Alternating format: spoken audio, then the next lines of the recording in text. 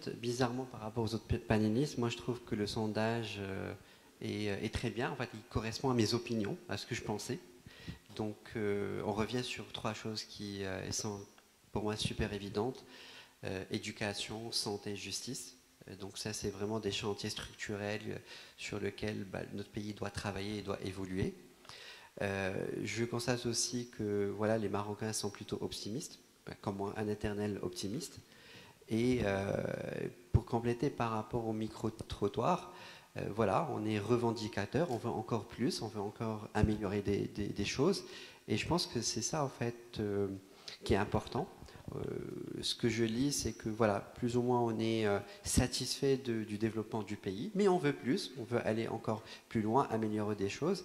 Et je pense que c'est quelque chose qui est extrêmement, c'est une position intéressante par rapport à ce qu'on peut lire dans les réseaux sociaux où effectivement c'est vrai, quand les choses sont bonnes on ne dit rien et quand il y a des choses à critiquer c'est là où les gens parlent.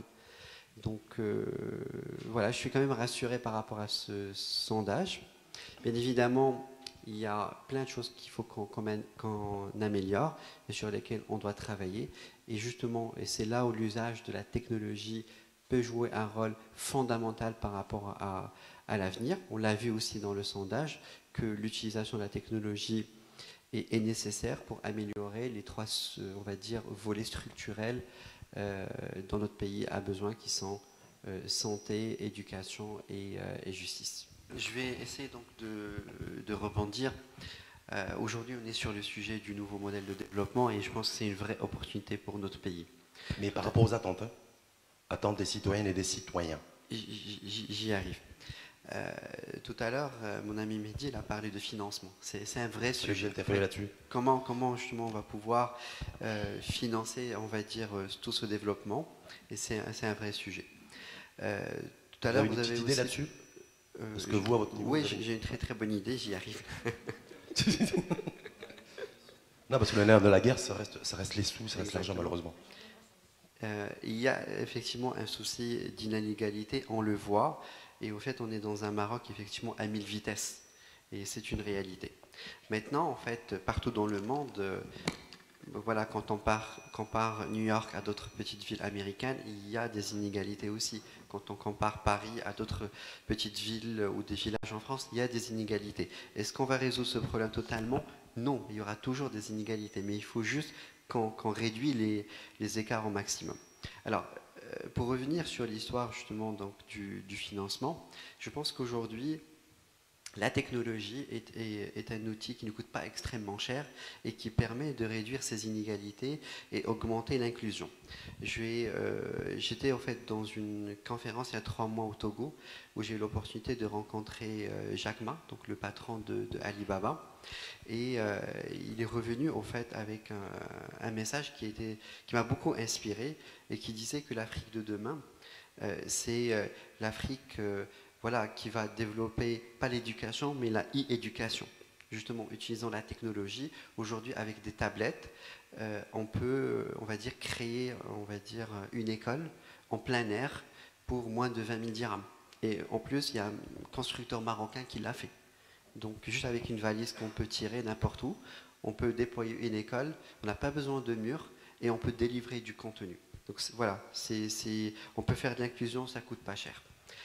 Il a aussi parlé de santé. Ce qu'il nous faut, c'est l'e-santé. On ne va pas pouvoir construire des hôpitaux partout. Donc aujourd'hui, avec un téléphone, un smartphone, on peut délivrer des soins à distance. Donc pour diagnostiquer et donner des conseils. Il a aussi parlé de gouvernement. Aujourd'hui, ce qu'il faut, c'est le e-gov. Il faut complètement, en fait, réduire l'interaction entre le citoyen et le gouvernement à travers les outils de e-gov. Et là aussi, pareil, ça ne coûte pas extrêmement cher. Ça permet aux citoyens d'avoir, on va dire, ces éléments à distance sans se déplacer, sans perdre son temps. Il a aussi parlé de paiement. Aujourd'hui, ce qu'il faut développer, c'est le e-paiement pour pouvoir, en fait, avoir une inclusion financière totale. Et je pense que ce nouveau modèle de développement est une belle opportunité. On n'aura jamais les moyens de le financer, on va dire, avec les outils classiques.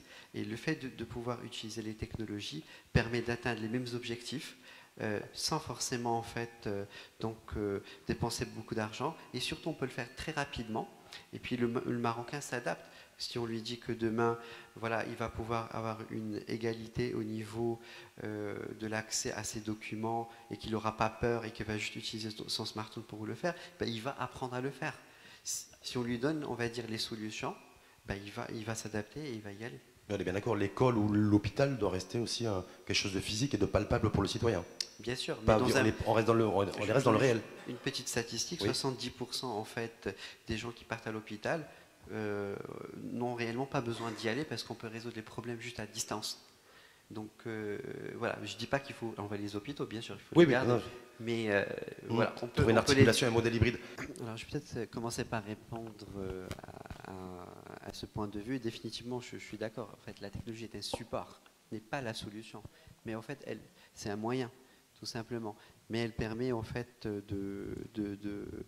d'apporter cette question par rapport au financement, parce qu'on ne va pas pouvoir tout faire de la même manière qu'on faisait avant. En fait, on est dans un monde qui évolue très très rapidement. On est dans un monde où l'économie du numérique est en train de prendre beaucoup beaucoup plus d'espace. Il y a longtemps, enfin voilà, on considérait que les groupes hôteliers étaient ceux qui possédaient des biens. Aujourd'hui, Airbnb les a dépassés de très très loin. On peut aussi prendre l'exemple de très très grandes banques au niveau international, comme voilà, la BNP. Mais aujourd'hui, en termes de valorisation, elle est 3 fois moins valorisée que Alipay, qui est un outil de e-paiement. Donc on est en train de rentrer dans une nouvelle époque. En fait, ce n'est pas le futur, c'est déjà aujourd'hui. Et c'est pour ça que l'importance c'est au-delà de la digitalisation. On parle d'économie numérique, c'est-à-dire c'est un monde où on fait les choses différemment. Le concept de la mobilité est en train de changer complètement. Aujourd'hui, on achète une voiture et on l'utilise peut-être à 5 ou 10%. Demain, on va acheter une prestation de mobilité. Et on va dire, ce paradigme, on va dire, de changement doit être complètement intégré dans ce nouveau modèle de développement. Moi, ma crainte, c'est souvent au Maroc, j'ai vu que, voilà, en fait, on vient avec des solutions de pompiers pour créer de l'emploi pour aujourd'hui. Mais on n'anticipe pas, en fait, l'emploi qu'il va falloir créer dans 10 ans qu'on ne connaît pas. Sachant qu'il y a des urgences aussi chaque année je pense qu'il faut faire les deux. Il faut faire les deux, mais il ne faut surtout pas ignorer voilà, ce qui va arriver parce qu'on va le subir. Et autant, en fait, comme on dit, prévenir que guérir. Je voudrais aussi rebondir sur la question de l'entrepreneuriat, le lancement, en fait, du fonds des 8 milliards. Certes, il y a des gens qui disent que peut-être que c'est un cadeau social, ou d'autres qui disent que c'est peut-être un changement complet de mindset de la part de notre gouvernement. Moi, je préfère plutôt penser que le deuxième cas, parce que c'est une opportunité fondamentale et magnifique pour notre pays, pour pouvoir développer davantage d'entrepreneuriat. Ça ne va pas être facile parce que ce n'est pas qu'une question de financement. Le financement, c'est important, mais l'accompagnement est plus important que le financement. Moi, si je devais peut-être ajouter ou compléter ce dispositif, j'aurais peut-être mis 1 tiers dans l'accompagnement et 2 tiers dans le financement. Parce que le financement tout seul, c'est bien, mais c'est sûr que de toute façon, le taux d'échec au niveau mondial d'entrepreneuriat est très élevé. Et dans notre contexte, avec tous les problèmes structurels qu'on a, ce taux ne sera que encore plus élevé. Donc je pense que voilà, il faut intégrer une composante je dirais, d'accompagnement qui est forte. Et ce que j'aurais remplacé juste dans le modèle qui a été proposé. Avant, on demandait des hypothèques aux gens. Maintenant, on demande des accompagnements pour leur donner le crédit. En fait, la fiscalité est un outil parmi d'autres. Mais moi, il n'est pas central pour vous? Enfin, l'incitation fiscale peut apporter, on va dire, des boosts pour certains secteurs dans certains moments. Mais ce n'est pas la solution à tous les miracles. C'est toujours une question de contexte pour pouvoir favoriser tel ou tel secteur. Mais indépendamment de ça, en fait, moi je pense que l'entrepreneuriat est quelque chose d'extrêmement important. Chez nous au Maroc, on a peur de l'échec, donc on ne va pas entreprendre. Et je pense qu'il faut régler ce point-là. Et c'est un problème plus de mindset, d'éducation. Et c'est super important en fait de pouvoir travailler là-dessus. L'échec, comme ça a été tout à l'heure, c'est une étape de l'apprentissage. Et de manière plus globale... Juste, Mehdi Alaoui, si vous permettez, je crois de mémoire que dans ce qui a été listé dans les différents sondages, que ce soit le micro-trottoir ou le sondage réalisé par Ipsos, la peur de l'échec, c'est-à-dire la peur de me planter, ne figure pas. Je ne l'ai pas vu dans ce qui a été exprimé, en tout cas, par les personnes qui ont été sondées. Voilà, donc je ne sais pas, donc c'est juste pour hasard ou coïncidence, pour vous?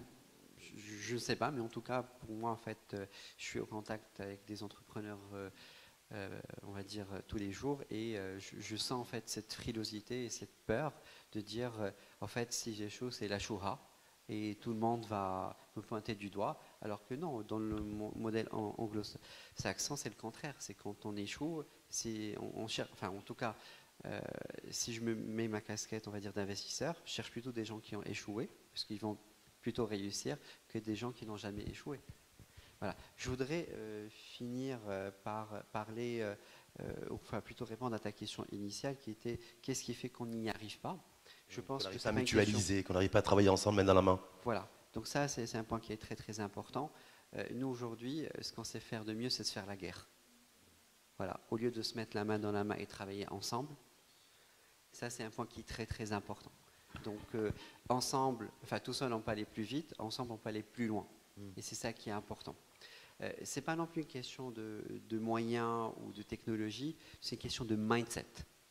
Et il faut aujourd'hui renouveler les modèles de pensée pour pouvoir réussir ce nouveau modèle de développement. Ce que je suis en train de voir, c'est que bon, il y a des consultations, tout ça c'est top, il y a eu 250 études qui ont été faites. En fait, ces data, on l'a.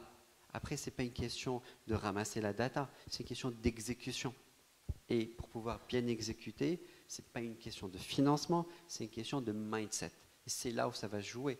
C'est bien évidemment, on aura un beau rapport, il va certainement toucher plein de sujets, ce sera surdimensionné par rapport à la capacité de faire. Mais si on prend qu'une petite partie et que ce soit fait avec les bonnes personnes qui ont le bon mindset pour pouvoir transformer quelques actions, ben ce serait génial.